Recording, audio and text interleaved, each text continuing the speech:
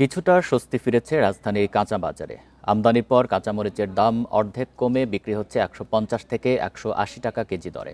পণ্য সরবরাহ ভালো হয় করলা, ঢেঁড়স, লাউয়ের মতো সবজি কেনা যাচ্ছে ৬০ থেকে ৭০ টাকা কেজিতে।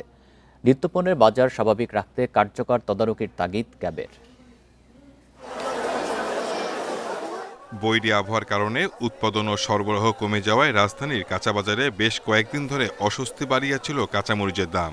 খুচরা পর্যায়ে প্রতি কেজি কাঁচামরিচের দাম উঠেছিল ৪০০ টাকা পর্যন্ত। দাম স্থিতিশীল রাখতে আমদানির অনুমতি দেয় সরকার, যার ইতিবাচক প্রভাব পড়েছে বাজারে।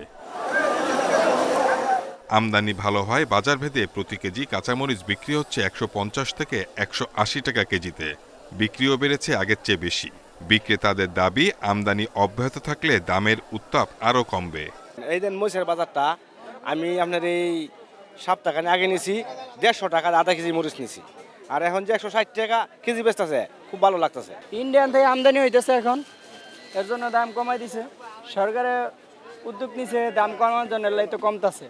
এদিকে কাঁচামরিচের সঙ্গে কিছুটা কমেছে সবজির দাম। ঢেঁড়স, চিচিঙ্গা, পটল কেনা যাচ্ছে গড়ে ৬০ থেকে ৭০ টাকা কেজিতে।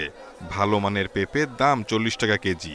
তবে বেগুন, টমেটো, গাজর কিনতে এখনও গুনতে হচ্ছে ১০০ টাকার উপরে। গত সপ্তাহে কচুর গাড়ি বেচছে ৬০ টাকা, আজকে ৪০ টাকা। পেঁপে গত সপ্তাহে বেচছে ৩০-৩৫, আজকে ২০ টাকা ২৫ টাকা। ভালোটা ২৫ টাকা কেজি পেঁপে। আমরা তো জিম্মি, যেটা বলবে সেটাই নিতে হয় আমাদের। দাম তো হুট করে বেড়ে যায়, হুট করে কমে। ভোক্তাদের স্বার্থে সামগ্রিক পণ্যের বাজারে কার্যকর তদারকির তাগিদ ক্যাবের। ভোক্তা অধিদপ্তর করছে, তারা ওইখানে বসে বসে বেতন নিচ্ছে, অথচ তাদের কোনো আগে যে তাদের মনিটরিং যে ব্যবস্থা, এটাও তার বাজারে এখন নেই। বিএসসির এই ধরনের ব্যবস্থা নেই। নিরাপদ খাদ্য কর্তৃপক্ষ তারা ৫০ কোটি টাকা পায়, তারা খরচ করে, কিন্তু বাজারে তাদের কোনো নাই। তারা কোথা থেকে পণ্য আনে, কোথা থেকে টেস্ট করে, তারাই জানে। বাজারে নিয়মিত তদারকির পাশাপাশি কৃষি পণ্যের উৎপাদন বৃদ্ধির ওপর জোর দেওয়ার পরামর্শ সংশ্লিষ্টদের।